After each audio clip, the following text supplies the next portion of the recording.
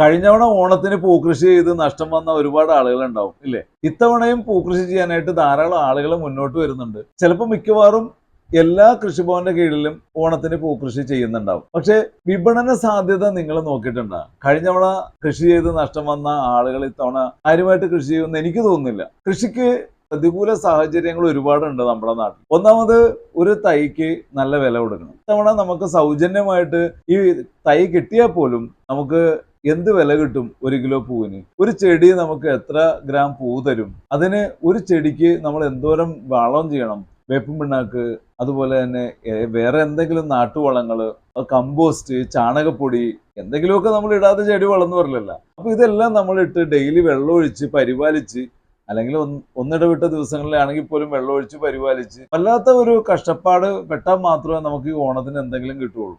ഒരു പാഷന് വേണ്ടി ചെയ്യാം,